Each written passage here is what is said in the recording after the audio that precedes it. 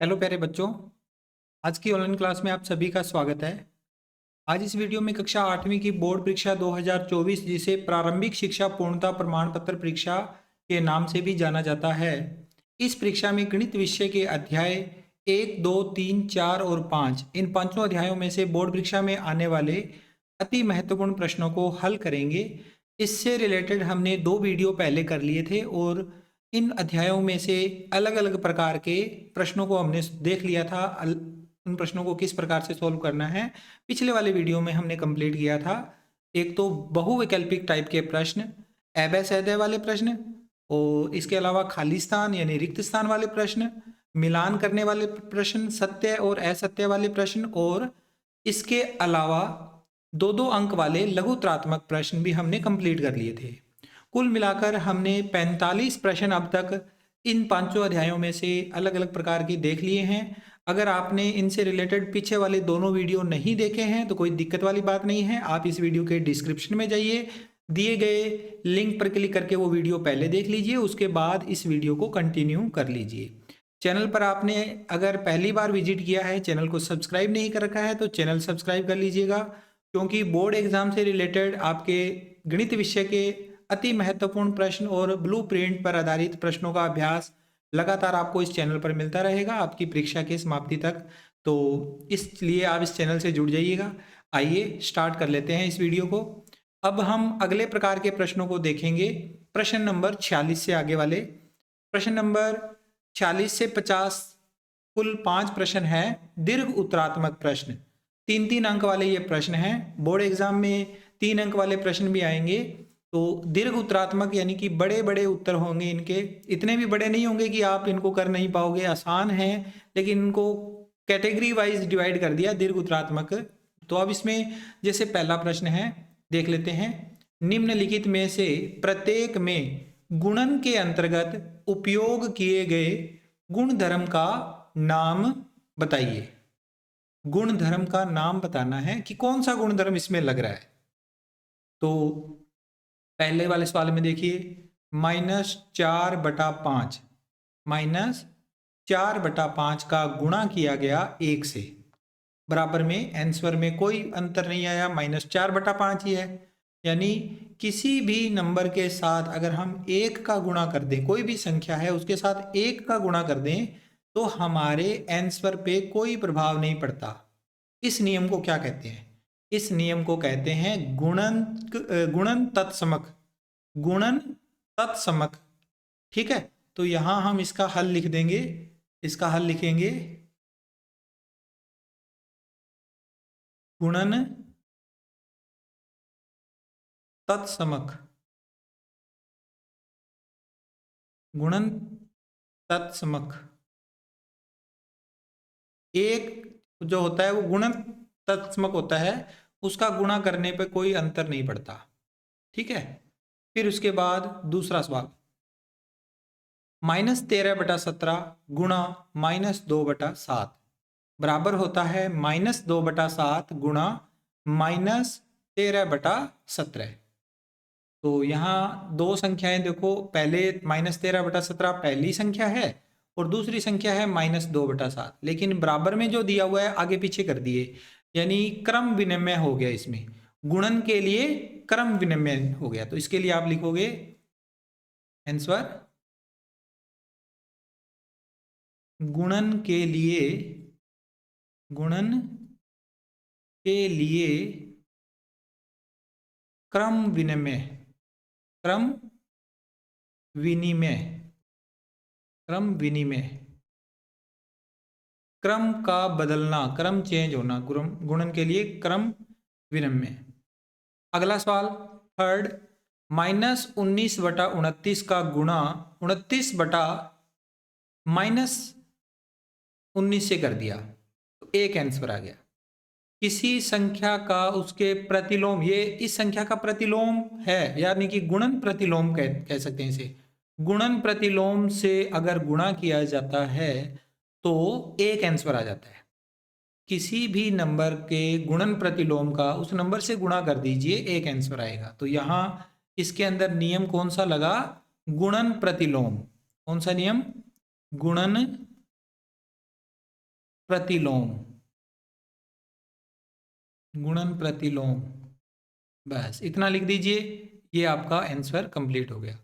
गुणन प्रतिलोम का किसी नंबर से गुणा करने पर सदैव 1 प्राप्त होता है, ये पूरा नियम है। ठीक है, आई होप समझ में आया है। आगे चलते हैं। इसके बाद अगला सवाल 43वां सवाल, रेखिक समीकरण x बटा 2 माइनस 1/5 बराबर x बटा 3 प्लस 1/4 का हल ज्ञात कीजिए। हमें इसका हल ज्ञात करना है, तो यानी x का मान हमने इसमें ज्ञात करना है। तो पहले हम सवाल नोट करेंगे, x बटा 2 माइनस 1/5 बराबर x बटा 3 प्लस 1/4। अब हमारे पास ये सारी संख्याएं क्या है, बटा में है।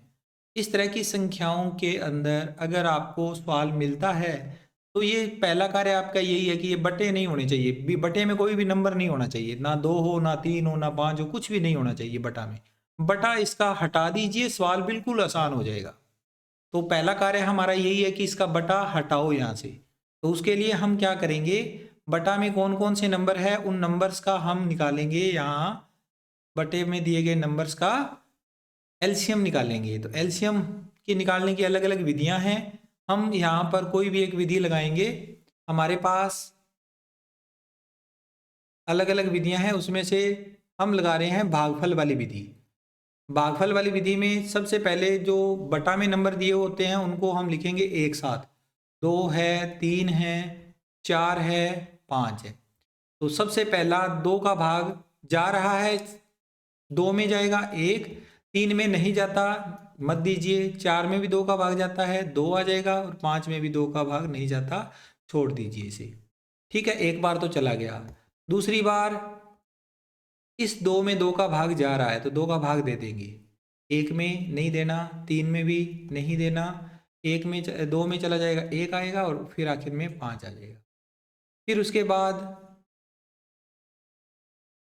हम दे देंगे 3 का भाग, 3 का भाग 3 में जा रहा है तो हम 3 का भाग देंगे, 1 की जगह 1, 3 एकम 3, 1, और आखिर में 5। फिर सबसे लास्ट में 5 का भाग भी इसमें चला जाएगा, 5 का भाग देंगे तो 5 का भाग जाएगा 1, 1, 1, 1। तो इस तरह से हमें आंसर मिला इसका 2 गुणा 2 गुणा 3 गुणा 5। गुणा करेंगे इनका, 2 दूनी 4, 4 तिये 12, 12 पंजे 60, 60 आ गया इसका एलसीएम। तो हम यहाँ नोट कर लेंगे, यहाँ नोट करेंगे 2, 5, 3 व 4 का लैस है बराबर 60। हमने लैस है निकालना है, पहला काम यही करना है, बटा में जो भी नंबर है उनका लैस है निकाल लीजिए। फिर हम लिखेंगे 60 से दोनों पक्षों का गुणा करने पर, दोनों पक्षों को गुणा करने पर 60 से गुणा कर दीजिए। सबसे पहला नंबर x बटा 2 है, इसके साथ भी 60 का गुणा, फिर माइनस 1/5, इसके साथ भी 60 का गुणा, प्रत्येक संख्या के साथ 60 का गुणा करते जाना है। x बटा 3, इसके साथ भी 60 का गुणा, और लास्ट 1/4, इसके साथ भी 60 का गुणा। अब गुणा किया है तो कटेंगे, ये 2 के पहाड़े से ये 60 कटेगा, 2 एकम 2, यहाँ आ जाएगा 30। 5 से भी 60 कटेगा, 5 एकम 5, 12 पंजे 60। 3 से भी 60 कटेगा, 3 एकम 3, 3 दूनी 6, 0 लग जाएगा इसके साथ, 20 आ गया। 4 के पहाड़े से 4 एकम 4, 4 एकम 4, 2 बचे, 2 और 0 20, 5 चौके 20, 15 चौके 60।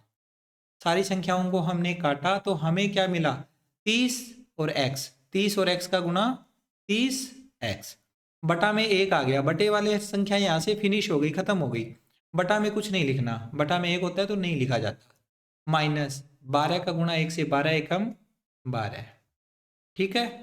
बराबर, अब आगे 20 और x का गुणा 20 x प्लस 15 और 1 का गुणा 15 बटा में सभी के एक एक है तो बटा तो हो गया फिनिश। अब हमें ये वाला सवाल बिल्कुल आसान हो गया। आप 30x माइनस 12 बराबर 20x प्लस 15, इस सवाल को देखिए कितना बड़ा था और हमने आसान बना लिया कितना। ऐसे आपने करना है बटे वाला नंबर हटाकर। अब x वाली संख्याएं सजातीय संख्याएं होती है, उनको एक तरफ लिखो। 30x की तरफ चला जाएगा 20x माइनस हो जाएगा पक्षांतरित होकर, दूसरी तरफ 15 था और ये माइनस का 12 दूसरी तरफ आके 12 प्लस का हो जाएगा। 30x में से 20x घटाएंगे तो 10x और ये जुड़ जाएंगे 15 और 12 27। तो हमारा आंसर आएगा x का मान 27/10। 27/10। 27 में 10 का भाग नहीं जाता है तो कोई दिक्कत नहीं है, हम इसको यहीं पर आंसर नोट कर देंगे कि हमारा फाइनल आंसर यही है। ओके, इस तरह से इस क्वेश्चन को संपूर्ण हो गया, हमारा कंप्लीट कर लिया। आगे बढ़ते हैं। इसके बाद अगला सवाल 48वां सवाल, जिसमें हमें दिया हुआ है समांतर चतुर्भुज ABCD के अज्ञात कोण x, y व z का मान ज्ञात कीजिए। इस आकृति में x, y और z ये तीनों कोण हमने ज्ञात करने हैं और ये कोण हमें दिया हुआ है 130 डिग्री। केवल एक ही कोण पता है हमें बाकी के सारे कोण पता लगाने हैं। तो हल करते हैं इस प्रश्न को। पहले हम लिखेंगे, हम जानते हैं, कोई प्रॉपर्टियां लगेगी वो प्रॉपर्टियां मैं लिख रहा हूं डायरेक्ट। समांतर चतुर्भुज के ये दोनों कोण कौन से कोण कहलाते हैं? अंतः कोण। अंतः कोण होते हैं कौन से? एक ही ओर के अंतः कोण होते हैं, एक ही ओर बढ़ने वाले अंतः कोण। ठीक है, समांतर रेखाओं के एक ही ओर बनने वाले अंतः कोणों का योग 180 डिग्री होता है। इनका योग भी 180 है, लेकिन यहाँ तो कोई कोण है ही नहीं। इन दोनों कोणों का योग 180 डिग्री है, तो हम लिखेंगे, यहाँ लिखेंगे, हम जानते हैं कि समांतर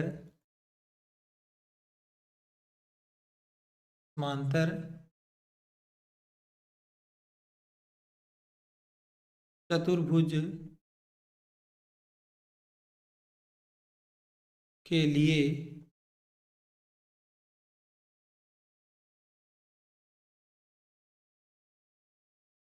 एक ही ओर बने अंतः कोणों का योग, अंतः कोणों का योग बराबर 180 डिग्री। अंतः कोणों ये दोनों एक ही ओर है तो इनका योग 180 डिग्री, यानी x प्लस 130 डिग्री बराबर 180 डिग्री। तो यहाँ से x का मान आएगा 180 डिग्री माइनस 130 डिग्री। तो ये x की वैल्यू आएगी 130 में से 80 घटा 180 में से 130 घटाएंगे तो 50 डिग्री। x का मान आ गया 50 डिग्री। अभी हमने x की वैल्यू पता लगा ली, ठीक है। बाकी क्या निकालेंगे, कैसे निकालेंगे? तो ये अगर 50 है तो इसका सम्मुख कोण, ये दोनों कोण बराबर होते हैं, तो यहाँ लिखेंगे लाइन, समांतर चतुर्भुज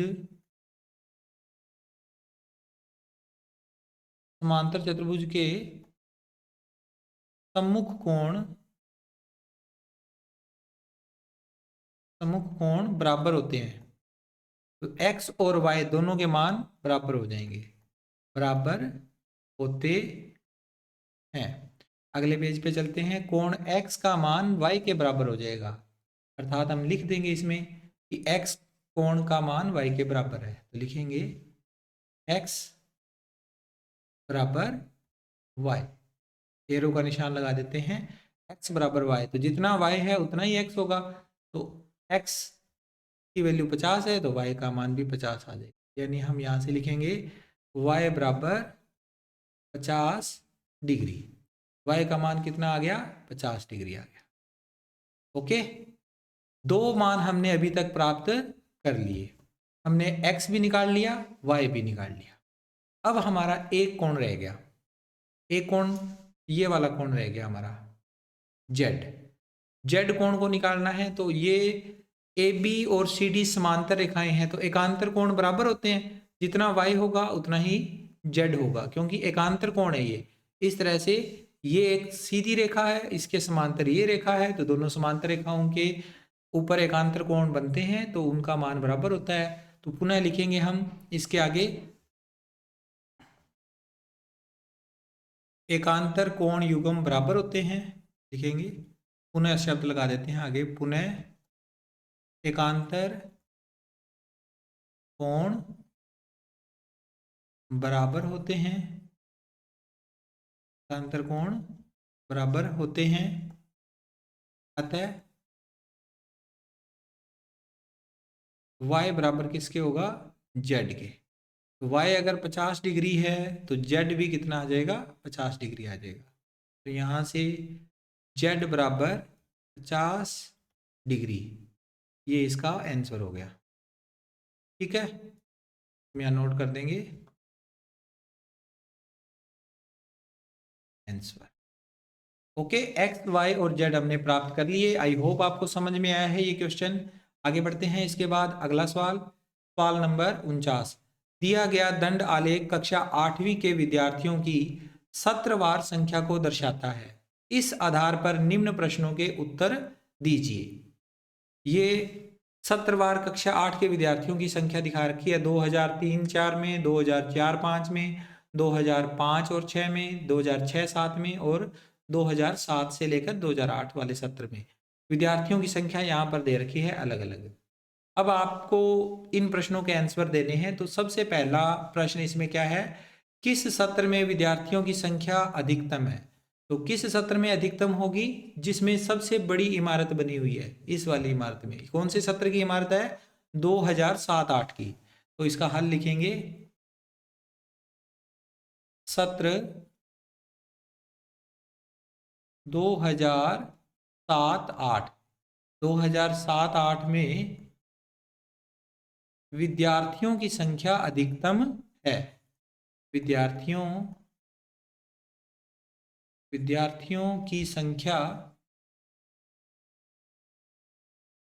विद्यार्थियों की संख्या अधिकतम है, विद्यार्थियों की संख्या अधिकतम है।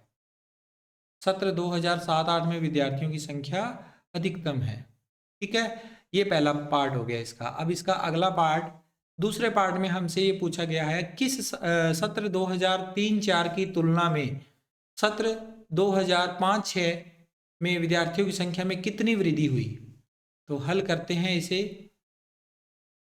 सत्र 2003-4 और 2005-6 दो सत्र को देखना है। 2003-4 में विद्यार्थियों की संख्या कितनी है, 100 के सामने देखो विद्यार्थियों की संख्या 100 है। और 2005 और 6 में, 5 और 6 में 250 है। इन दोनों में डिफरेंस बताना है। तो लिखेंगे सत्र 2003-4 में, 2003-4 में संख्या कितनी है, संख्या से मतलब क्या है, विद्यार्थियों की संख्या। 2003-4 में 100, संख्या कितनी है, 100।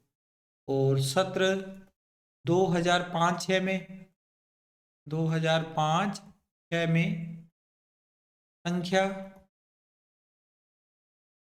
अलग अलग सत्र है, दोनों सत्रों में 2005-6 में देखो यहाँ तक संख्या पहुंची हुई है, किसके बराबर है, 250, 250 के बराबर, 250 के बराबर।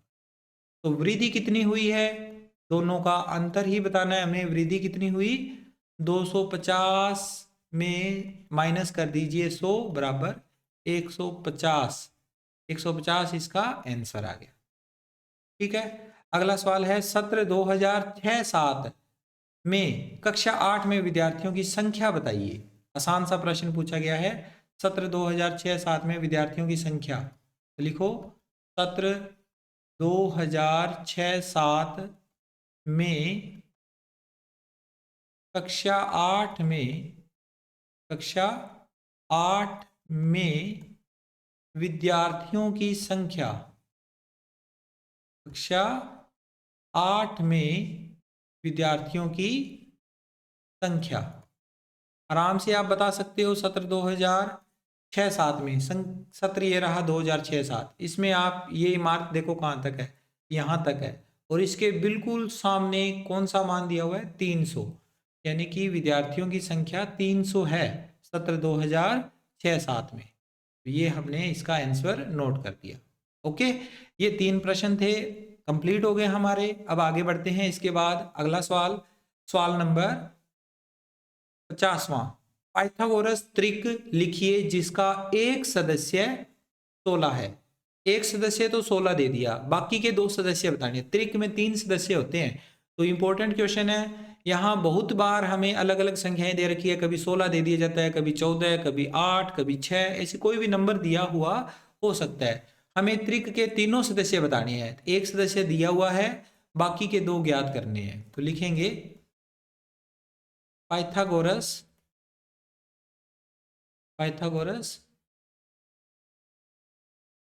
त्रिक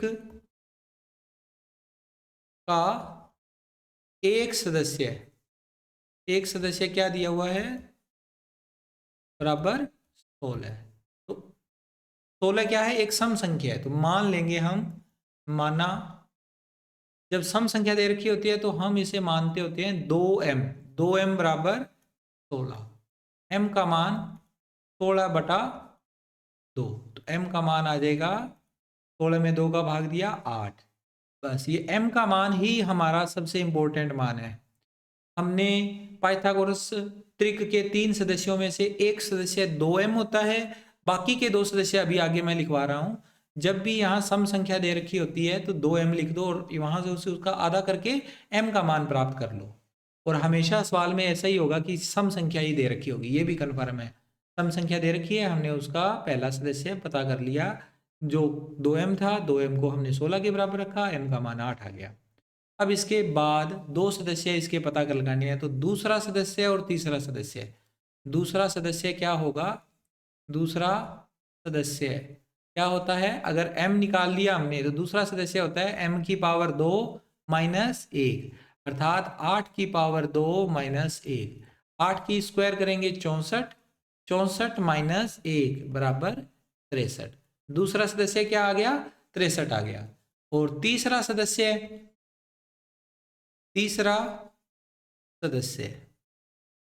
तीसरा सदस्य क्या होगा, m की पावर 2, माइनस की जगह पर प्लस लगा दीजिए बस। माइनस तो ऊपर वाले में लगाया, नीचे वाले में प्लस, m स्क्वायर प्लस 1 यानी 8 का स्क्वायर प्लस 1, 8 का स्क्वायर 64, 64 प्लस 1, 64 और 1 65। ये हो गए हमारे 3 सदस्य। पहला सदस्य 16 दिया हुआ था, बाकी 2 सदस्य हमने प्राप्त कर लिए। अतः पाइथागोरस त्रिक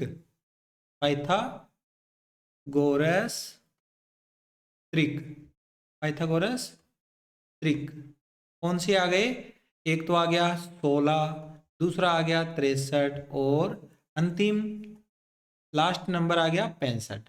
ये 3 सदस्य है पाइथागोरस त्रिक के। तो ये 3-3 अंक के सवाल थे। हमने 50वें सवाल तक कंप्लीट कर लिया। टोटल 5 सवाल थे ये, प्रत्येक अध्याय में से एक एक सवाल मैंने लिया। अब आगे चलते हैं। इसके बाद अगले प्रकार के प्रश्न, और ये प्रश्न बड़े आसान प्रश्न हैं, निबंधात्मक प्रश्न 51 और 52 2 प्रश्न ही हैं। प्रत्येक प्रश्न 5 अंक का है। और आसान प्रश्न इसलिए कह रहा हूं क्योंकि इतने ज्यादा मुश्किल नहीं होते, आप आराम से इनके आंसर बता सकते हो।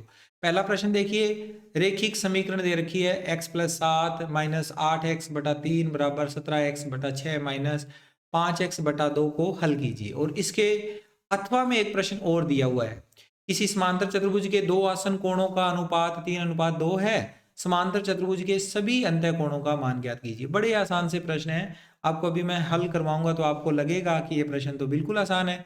आप सबसे पहले इसका पहला पार्ट में दोनों ही हल करवा देता हूं। हम पहले ये वाला पार्ट करते हैं जिसमें हमें दिया हुआ है x प्लस 7 माइनस 8x/3 बराबर 17/6 माइनस 5x/2। अब पहले की तरह ही आप बटे में देखो, एक 3 लिखा हुआ है, 6 भी लिखा हुआ है, 2 भी लिखा हुआ है। 3 ही नंबर है, 3 है, 6 है और 2 है। 3, 6 और 2 का लेस है 6 होता है। 6 से ये कट जाते हैं, 3 भी कट जाता है, 6 भी कट जाता है, 2 भी कट जाता है। हमें बटा में कोई नंबर नहीं रखना होता, तो लेस है निकाल के उससे गुणा करना होता है। छोटी संख्याएं हैं, हम डायरेक्ट बता देंगे कि जी ये इसका 3 का, 6 का, 2 का लेस है तो 6 होता है। तो हम पहले लिखेंगे यहाँ पर 3, यानी कि छोटी संख्या से लिख लेते हैं, 2, 3 व 6 का लेस है। 2, 3 और 6 का लेस है बराबर कितना आया? 6। अब लिख देंगे दोनों पक्षों के साथ जो लेस है उसका गुणा कर देना है। दोनों पक्षों के साथ, दोनों पक्षों के साथ 6 का गुणा करने पर, दोनों पक्षों के साथ 6 का मल्टीप्लाई करना है हमें। ठीक है, 6 का गुणा दोनों ही पक्षों के साथ करना है। अगले पेज पे चलते हैं, गुणा करेंगे। x प्लस 7 माइनस 8x+3 इधर वाली साइड है, तो पहले हम x लिखेंगे, इसके साथ भी 6 का गुणा, प्लस 7 के साथ भी 6 का गुणा, माइनस 8x/3 इसके साथ भी 6 का गुणा, बराबर, बराबर में क्या दिया हुआ था? बराबर में दिया हुआ था, इसके बराबर में हमारे पास संख्या है 17/6 माइनस 5x/2। इसके दोनों के साथ ही हम 6 का गुणा करेंगे। 17/6 माइनस 5x/2 दोनों संख्याओं के साथ गुणा कर देंगे। 17/6 इसके साथ भी 6 का गुणा, माइनस 5x/2 इसके साथ भी 6 का गुणा। सारी संख्याओं के साथ 6 का गुणा किया है। अब जो कटते हैं उन्हें काटेंगे। अब देखो, सबसे पहले इनमें तो कोई कटने वाला है नहीं। 6 का x के साथ गुणा 6x प्लस 7 छिके 42 माइनस, यहाँ कटेगी ये दोनों संख्याएं। 3 एकम 3, 3 दूनी 6, 2 से 2 बच गए, यहाँ 3 के बड़े से कट गया, तो 2 का गुणा कर देंगे 8x के साथ, 8 दूनी 16x बराबर, बराबर में फिर से देखो 6 से 6 कैंसिल हो गया, डायरेक्ट ही कैंसिल हो गया, तो हमारे पास 17 आ गया। और आगे इसके बाद अगली संख्या में 2 एकम 2, 2 तिये 6, ये हमने 2 के पहाड़े से 6 और 2 को काट दिया, तो माइनस में बच गए 5x और गुणा में 3, 5 तिये 15x। अब फिर से x वाले मान एक तरफ, बिना x वाले मान दूसरी तरफ। ये 6x इधर ही पड़ा रहेगा, माइनस के 16x है ये भी इधर ही रहेंगे। इस साइड से ये माइनस का 15x पक्षांतरित होकर इस तरफ आएगा, तो प्लस का 15x हो जाएगा। और इधर 17 प्लस के थे, ये माइनस के हो जाएंगे 42 दूसरी तरफ आने के बाद, माइनस के 42। अब आप देखो 6x और 15x, 15 और 6 21, 21x तो है प्लस के और माइनस के हैं 16x, बराबर में 17 में से 42 माइनस करेंगे तो माइनस में आएगा 25। 21x में से 16x कटाएंगे तो 5x बचेगा प्लस का, और इस बराबर में माइनस का 25। तो यहाँ से x का मान आएगा -25/5। -25 में 5 का भाग देंगे तो माइनस तो लगा रहेगा, 25 में 5 का भाग देने पर 5 आता है। तो इस तरह से हमें हमारा आंसर मिल गया x का मान 5। तो ये सवाल हमारा यहाँ पर कंप्लीट हो गया। ठीक है, अब हमने इस सवाल को तो कंप्लीट कर लिया, लेकिन अभी अथवा वाला सवाल आप देखो। अभी इसका अथवा वाला पार्ट भी अगर हमें करना है तो इस सवाल को आप दोबारा से पढ़ लीजिए। किसी समांतर चतुर्भुज के दो आसन कोणों का अनुपात 3:2 है। समांतर चतुर्भुज के सभी अंतःकोणों का मान ज्ञात करना है। आसन कोणों का अनुपात दिया हुआ है, सभी कोणों का हमें अनुपात ज्ञात करना है। तो इस सवाल को भी मैं आपको करवा देता हूं। हम इसका अथवा वाला पार्ट सोल्व कर लेते हैं। अथवा में जो भी सवाल दिया हुआ है उसको, प्रत्येक सवाल को हम हल करेंगे। पहले मैं यहाँ ऊपर हेडिंग दे रहा हूँ अथवा, अथवा इसलिए क्योंकि हम अथवा वाला सवाल भी आपको बता रहा हूँ। अगर आपको अथवा वाला सवाल करना है तो आप ये सवाल भी कर सकते हो, और अगर इससे पहले वाला जो सवाल था वो करना चाहो तो वो भी कर सकते हो। अब एक डायग्राम मैंने इस तरह से बना दिया। इसमें आप इस डायग्राम की हेल्प से देखोगे कि आपको सवाल में क्या दिया हुआ है। आसन कोण कौन से होते हैं? आसन कोण होते हैं लगातार आने वाले, जैसे ये कोण और ये कोण, दोनों आसन कोण है एक दूसरे के। ठीक है, ये कोण ले लो या ये कोण ले लो, दोनों कोण आसन कोण। अब दो आसन कोणों का अनुपात कितना दिया हुआ है, दोबारा से मैं देख लेता हूं, क्योंकि 2:3 या 3:2 में कंफ्यूजन है मेरे को। दोबारा से देखता हूं, 2:3 था या 3:2 था।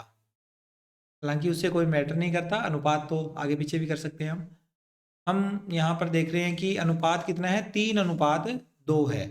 तो 3:2 हमें दो कोणों का अनुपात दिया हुआ है, तो हम उसी के अकॉर्डिंग चलेंगे।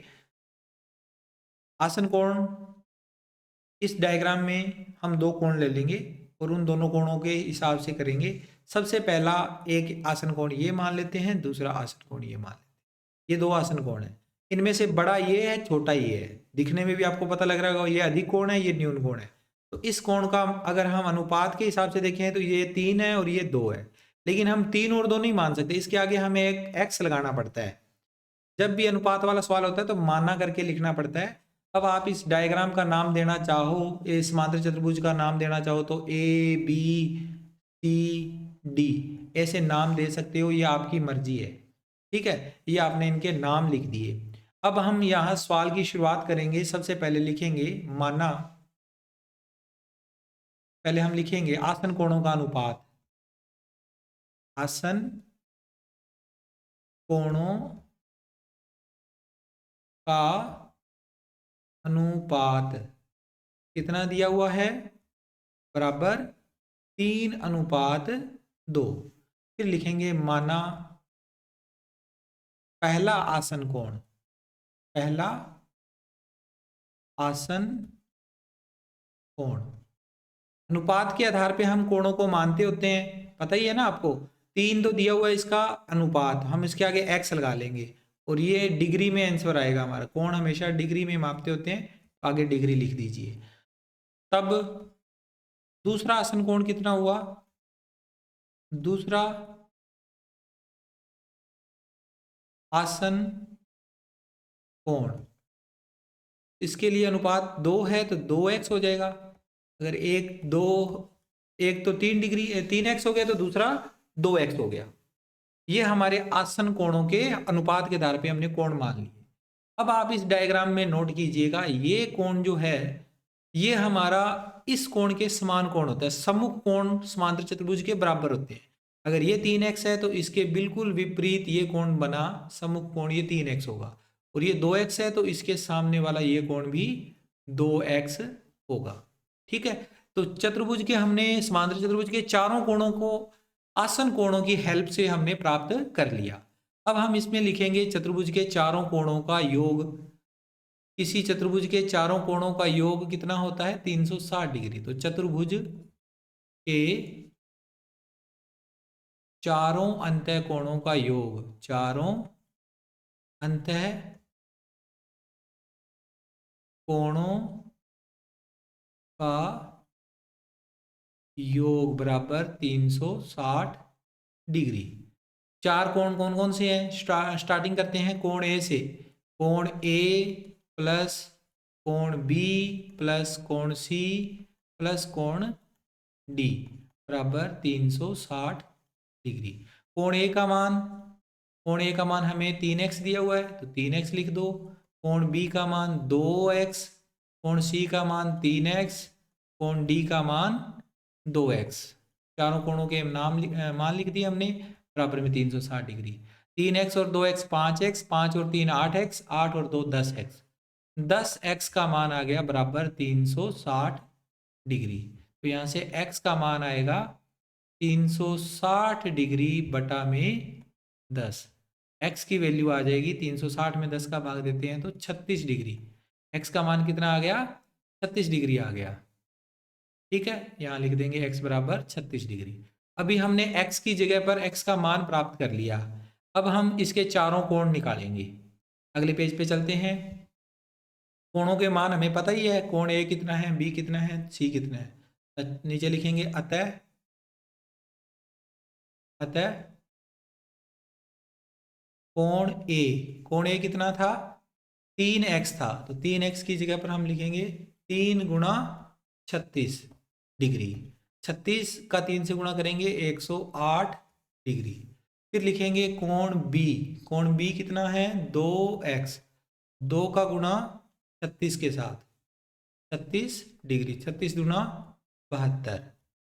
फिर कोण सी का मान 3x था, तो 3 गुणा 36 डिग्री बराबर 108 डिग्री। कोण डी का मान 2x, ये हो जाएगा 2 गुणा 36 डिग्री, 36 गुना 72 डिग्री। ये चारों कोण हमने प्राप्त कर लिए। आई होप आपको समझ में आया है ये क्वेश्चन। इसी तरह से आगे क्वेश्चन, इसका एक और क्वेश्चन रह गया 5 अंक का, वो क्वेश्चन भी हम देख लेते हैं। क्वेश्चन क्या है, एक बच्चे के द्वारा एक दिन में व्यतीत किया गया समय निम्नानुसार है। व्यक्ति ने क्या किया, बच्चे ने सोने में 8 घंटे व्यतीत किए, स्कूल में 6 घंटे, गृह कार्य में 4 घंटे, खेल में 4 घंटे और अन्य में 2 घंटे। ये इस तरह से व्यक्ति की उसके बच्चे की दिनचर्या है पूरे मतलब समय की। अब हमें इसका उपरोक्त सूचना को एक पाई चार्ट के द्वारा समझाइए। और इसी के अथवा में क्वेश्चन दिया हुआ है, अभाज्य गुणनखंड विधि द्वारा निम्न के वर्गमूल ज्ञात कीजिए। तो ये क्वेश्चन तो इजी है बिल्कुल, वर्गमूल आप आराम से ज्ञात कर सकते हो अभाज्य गुणनखंडन विधि से। लेकिन अगर हमें इसका पाई चार्ट बनाना है तो जल्दी जल्दी में मैं इसका पहले टेबल बना देता हूं, फिर इसका पाई चार्ट तैयार करेंगे। तो बच्चों आप यहाँ देखिए, मैंने व्यतीत किए गए अलग अलग प्रकार और उनके समय मैंने लिख दिए हैं। अब तीसरा कॉलम, जब भी पाई चार्ट बनाना होता है हमें केंद्रीय कोण का मान ज्ञात करना होता है। और केंद्रीय कोण कैसे ज्ञात किया जाता है, ये सारा समय है, इनका अगर योग देखोगे पूरे एक दिन की दिनचर्या है तो 24 घंटे होते हैं दिन में। तो आप क्या करोगे, सोने के लिए अगर केंद्रीय कोण बनाना है तो सोने में कितना टाइम लगा 8, और कितना टाइम था टोटल 24, 8/24। गुणा में क्या लिखोगे, गुणा में लिखोगे टोटल एक केंद्र पे बनने वाला कोण होता है 360 डिग्री। ठीक है, अब आप 24 से 360 को काटोगे, इसको काटने के बजाय इनको काटो अगर कटते हैं तो। 24 का अगर हम भाग देंगे 360 में तो 15 आएगा, 15 आ जाएगा। अगर मैं 24 के पहाड़े से इसको काटूं, 24 एकम 24, यहाँ 24 एकम 24, 12 बच गए, 12 और 0 कितने हुए 120, 24 पांजे 120, 15 डिग्री आ गया। ठीक है, तो ये पूरा ही कट गया, यहाँ 15 डिग्री आ गया, हर बार ऐसे कटेगा। तो हमारे पास 8 और 15 का गुणा 15 8 है 120, यानी पहला केंद्रीय कोण कितना आया 120 डिग्री आ गया। अब दूसरा केंद्रीय कोण ऐसे ही निकालेंगे। स्कूल का समय कितना है 4 और बटा में 24, गुणा में हमेशा की तरह 360 डिग्री ही लिखना है। और 360 से 24 कट जाएगा इस बार भी, 360 से 24 एक पर और 15 पे, 15 डिग्री पर। तो यहाँ भी हमारा कोण आ जाएगा 15 छिके 90 डिग्री, दूसरा केंद्रीय कोण 90 डिग्री आ गया। फिर इसके बाद अगला 4 बटा में 24 गुणा में 360 डिग्री, 360 डिग्री से फिर इसे काटेंगे 24 को, 24 एकम 24 और यहाँ आ जाएगा 15 डिग्री। 15 डिग्री से फिर इसका गुणा करेंगे 4 का, 15 चौके 60, 15 चौके 60 डिग्री, 60 डिग्री इसका आंसर आएगा। अब नीचे वाला भी सेम ही है, 4 घंटे ही है ये भी, तो ये भी इतना ही आएगा 4/24 और गुणा में 360 डिग्री। अब 360 डिग्री से कटेगा 24 एक पर और 360 15 डिग्री पर। फिर ये आ जाएगा हमारे पास फाइनल में लास्ट में 15 चौके 60 डिग्री। और इसके बाद अंतिम 2 घंटे दिया हुआ है अन्य वाला, तो अन्य वाले में 2 और बटा में 24 गुणा में 360 डिग्री। फिर से वैसे ही कटना है क्योंकि हमने 24 को काटा है, तो हर बार सेम ही तरीके से कटेगा ये 24 और यहाँ आ जाएगा 15 डिग्री। ठीक है, इस तरह से तिरछा काटने से इनका ये बेनिफिट होता है कि ये संख्याएं सेम है, कहीं पर भी देख लो सेम है, तो इससे कोई आंसर में हमारे दिक्कत नहीं आएगी, सेम ही हर बार ऐसे कटेगी। 15 का 2 से गुणा करते हैं तो 30 डिग्री आ गया। ठीक है, ये हमारी सारणी बन गई पाई चार्ट बनाने के लिए। अब इसका पाई चार्ट बनाना है, तो पाई चार्ट बनाने का मेथड आसान मेथड है, लेकिन अगर आप ध्यान से समझोगे तो आपको अच्छे से समझ में आएगा, अदरवाइज हो सकता है कुछ दिक्कत हो जाए। ये आप इस तरह से एक क्या बनाओगे, एक यहाँ पर वृत्त बना लोगे। थोड़ा सा इसे और बड़ा कर देता हूँ इस तरह से, ये लीजिए, ये वृत्त मैंने यहाँ पर बना लिया।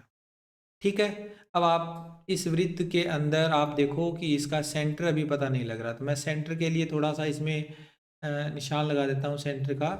सेंटर का पॉइंट यहाँ पर इस जगह पे है। ये निशान लगाने के लिए मैंने यहाँ पर पॉइंट ले लिया। अब मैं यहाँ से इस सेंटर का ये वाला पॉइंट दोबारा से रिमूव कर देता हूँ। इस तरह से ये सेंटर आ गया हमारा। ठीक है, अब आप यहाँ क्या करोगे, कुछ काम करना है आपको, छोटा सा ही काम है, ज़्यादा मुश्किल नहीं है। आप यहाँ से सबसे पहला काम एक सीधी लाइन खींचोगे ऐसे, अपनी मर्जी से इसको ऐसे मिला दो। ठीक है, अब आप हर एक मान देखो 120 डिग्री का कोण है, तो इस लाइन के ऊपर इसका नामकरण भी दे देते हैं, कर देते हैं साथ में। इसका नाम यहाँ पर मैं पॉइंट का नाम लिख देता हूँ ओ, ये हमारा ओ पॉइंट है, और ये है ए। ये कौन सा पॉइंट है, ए। ओ ए रेखाखंड के ऊपर हमें 120 डिग्री का कोण बनाना है। कोण बनाने के लिए हमें आवश्यकता पड़ती है प्रकार की। हम प्रकार की हेल्प ले लेंगे, सॉरी प्रोटेक्टर की हेल्प ले लेते हैं, चांदे की। चांदे की हेल्प से आराम से हम कोण बना सकते हैं। तो हम चांदा ले आते हैं, ये हमारा चांदा। इसकी हेल्प से हम यहाँ पर कितने डिग्री का कोण बनाएंगे, हम कोण बनाएंगे यहाँ पर 120 डिग्री का। ठीक है, 120 डिग्री का कोण बनाने के लिए हमें पॉइंट लगाना है। इधर से जीरो से लग के यहाँ पर पॉइंट लग जाएगा इस जगह पे। हम थोड़ा सा निशान यहाँ दे देते हैं। ठीक है, अब इस प्रोटेक्टर को एक बार साइड में करके वो लाइन खींच देते हैं जो हमें यहाँ से चाहिए, इस तरह से होती हुई ये वाली लाइन। ठीक है, अब कंफ्यूज अब हो गए आप, थोड़ा सा इस डायग्राम को आप ध्यान से देखना। अब अगला कोण हमें कितने डिग्री का बनाना है, कोण बनाने से पहले मैं यहाँ लिख देता हूँ, ये हमारा कोण हमने निकाल लिया 120 डिग्री का। और ये किसके लिए आया है, सोना, सोना आया ये। ठीक है, यानी कि सोने में व्यतीत टाइम के लिए हमने केंद्रीय कोण की सहायता से पाई चार्ट बना लिया। अब दूसरा कोण हमें कहाँ बनाना है, अगर आपके पास कॉपी है तो आप इसको पेज को थोड़ा टेढ़ा कर सकते हो कॉपी वाला पेज पे, लेकिन अब मेरे पास यहाँ कॉपी नहीं है तो मुझे तो इस डी को ही घुमाना पड़ेगा। आप अब दोबारा से इस वाले पॉइंट का नाम अगर मैं यहाँ बी दे दूं, अब आपको ओ बी रेखाखंड के ऊपर बिंदु ओ पर कितने डिग्री का कोण बनाना है, 90 डिग्री का। तो प्रकार को हमने, सॉरी चांदे को हमने कुछ इस तरह से घुमा लेना है, और इस वाले पॉइंट के ऊपर हमने यहाँ पे चांदा रख दिया। और यहाँ आप देखो,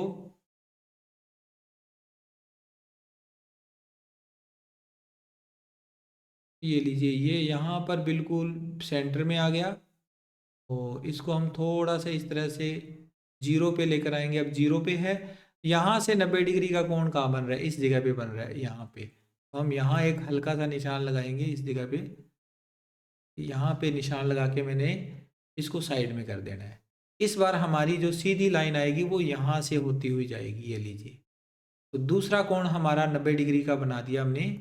यहाँ लिख देते हैं 90 डिग्री का कोण है, और ये 90 डिग्री का कोण किसके लिए है, स्कूल के लिए है, स्कूल लिख दीजिए यहाँ। तो इसी तरह से अब हम इस पॉइंट का नाम भी दे देते हैं, ये सी पॉइंट है। अब हमारा अगला कोण इस सी पॉइंट पे बनेगा और एक बिंदु ओ पर। तो इसको चांदे को अब हम इस तरह से घुमाकर अब यहाँ रखेंगे, और इस बार हमारा कोण बिंदु कौन से पे बनेगा, सी बिंदु पर कितने डिग्री का, 60 डिग्री का। तो यहाँ से हम 60 डिग्री, ये रहा 60 डिग्री का पॉइंट, तो इसके बिल्कुल सीध में यहाँ निशान लगाएंगे और चांदे को कर देते हैं साइड में, और इस तरह से यहाँ से मिलान कर देंगे। ये लीजिए, ये 60 डिग्री का कोण आ गया, और इस कोण का नाम आप दोगे 60 डिग्री, और यहाँ लिखोगे ग्रह कार्य। इसके लिए है, ये ग्रह कार्य के लिए है। आखिरी में अब यहाँ दो कोण रह गए, एक 60 डिग्री एक 30 डिग्री, तो ये टोटल 90 है। अब इसमें से आपको इस पॉइंट का नाम दे देते हैं पहले, तो ये पॉइंट डी है। डी पॉइंट और ओ पॉइंट, इस रेखाखंड के ऊपर आपको अब कोण बनाना है कितने डिग्री का, 60 डिग्री का। तो पॉइंट सेंटर पे हमने कर लिया। अब हमें डी को ही घुमाना है। हमारी डी इस तरह से, यहाँ से हम इसको घुमा के इसके जीरो के ऊपर ले आएंगे बिल्कुल। और अब आप देखो यहाँ पे 90 डिग्री का एंगल बन रहा होगा। थोड़ा सा डी के अंदर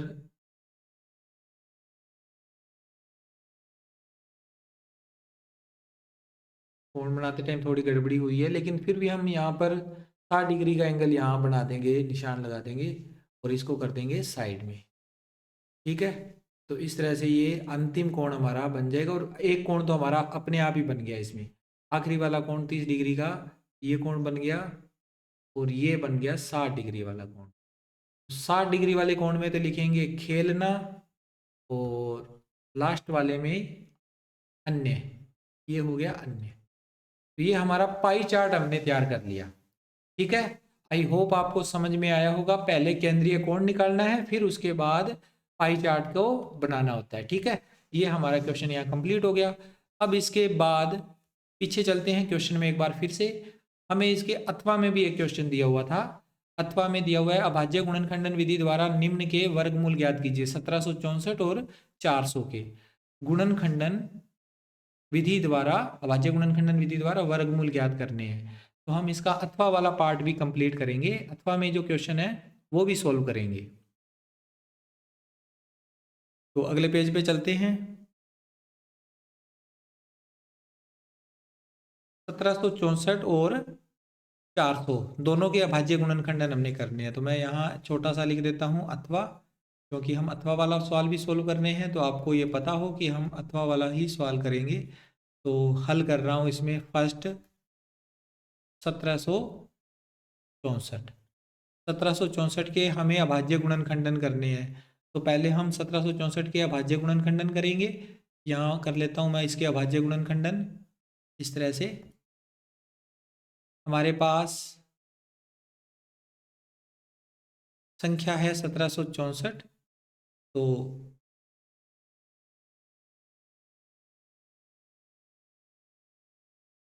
ऐसे ही कर लेते हैं, चलो। यहाँ संख्या है हमारे पास 1764। सबसे पहले इसमें 2 का भाग जाएगा, क्योंकि अंतिम संख्या एक सम संख्या है तो 2 का भाग जाएगा। 2 का भाग देने पर एक में तो 2 का भाग जाता नहीं, 17 में जाएगा 8 पर, एक बच गया, एक हासिल आगे चली गई 16, 16 में भी 8 तक चला गया और 4 में 2 तक चला गया। ठीक है, फिर अब आ गया 882। 882 में भी 8 2 का भाग जाएगा, यहाँ आएगा 4 4 1, 2 का भाग दिया। अब 2 का भाग नहीं जाएगा, 2 का भाग तब तक जाता है जब तक अंतिम संख्या सम संख्या हो। अब 3 का एक नियम होता है, 3 का भाग तब जाता है जब संख्या के अंकों का योग 3 का गुणज हो। 4 4 8 और 1 9, 3 के पहाड़े में आता है 9, इसलिए 3 का भाग जाएगा। 4 में भाग देंगे, 3 एकम 3, 1 तक जाएगा, 1 बच जाएगा शेष, 1 और 4 14, 4 तिये 12, फिर बच गया 2 शेष, 2 और 1 21, 7 तिये 21, तो 147 आ गया। अब 147 में हम फिर से देखेंगे, 1 और 4 5, 5 और 7 12, तो 3 का भाग एक बार फिर से जाएगा। 147 में 3 का भाग देंगे, 1 में तो जाता नहीं है, 14 में जाएगा, 4 तिये 12, 2 बचे, 2 और 7 29, 29 में 9 पर जाता है, 2 और 7 27, 27 में 9 पर जाता है, 9 तिये 27। अब 49 के बारे में आपको बताने की जरूरत नहीं है, 49 में 7 का ही भाग जाता है और किसी नंबर का भाग जाता नहीं है, और 7 आ जाएगा। 7 में 7 का भाग देंगे तो कितना आएगा, 7 में 7 का भाग देंगे तो 1 आ जाएगा।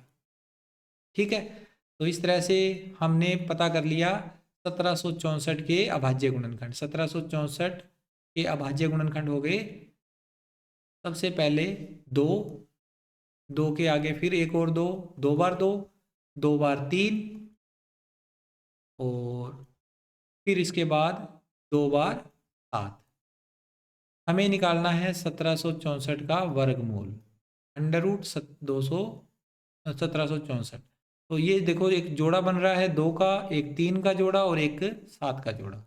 इसमें से एक एक ले लेंगे, 2 गुणा 3 गुणा 7, तो 1764 का वर्गमूल हमें प्राप्त हुआ 1764 बराबर 2 3 6 6 7 42 42 इसका आंसर आ गया। ठीक है, ये हमारा पहला सवाल हमने कंप्लीट किया।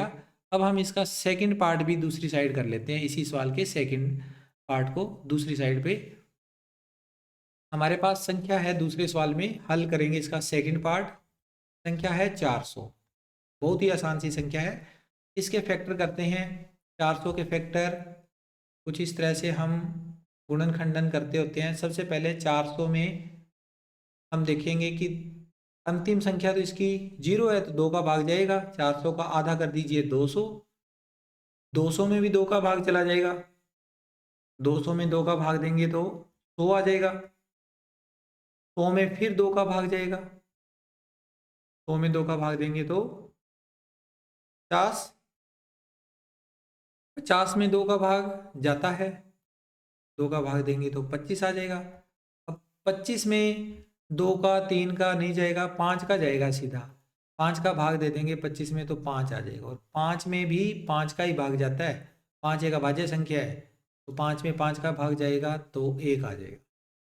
ठीक है, इस तरह से 400 के हमने गुणनखंड प्राप्त कर लिए। 400 के गुणनखंड क्या हुए? 2 2 4, 4 बार तो है 2, 2 गुणा 2 गुणा 2 गुणा 2, और 2 बार है 5, 5 गुणा 5, 4 बार 2, 2 बार 5। इस तरह से 2 का एक समूह, 2 का दूसरा समूह, 2 5 का एक समूह। हमें निकालना है 400 का वर्गमूल, अंडर रूट 400 का मान निकालना है। तो इस समूह में से एक 2 आ गया, इधर से भी एक 2 आया, और एक आगे वाले में से 5 ले लिया। तो इस तरह से 400 का वर्गमूल कितना आएगा? 400 का वर्गमूल आएगा 2 दूनी 4, 4 5 20, 20 आंसर आएगा। ठीक है, ये हमारा इस क्वेश्चन का आंसर हो गया। तो ये था बच्चों ये वीडियो, जिसमें हमने सारे के सारे क्वेश्चन कंप्लीट कर लिए। बोर्ड एग्जाम में प्रश्नावली 1 2 3 4 और 5 में से आने वाले 3 वीडियो में मैंने ये टोटल वीडियो पूरा किया है। तो आप ये तीनों वीडियो देख लीजिएगा, तीनों के लिंक आपको डिस्क्रिप्शन बॉक्स में मिल जाएंगे। सभी वीडियो कैसे लगे आप अपनी राय कमेंट बॉक्स में लिख सकते हैं। मैं मिलता हूँ आपसे नेक्स्ट वीडियो में अगले चैप्टर्स के वीडियो के साथ। Take care, bye bye.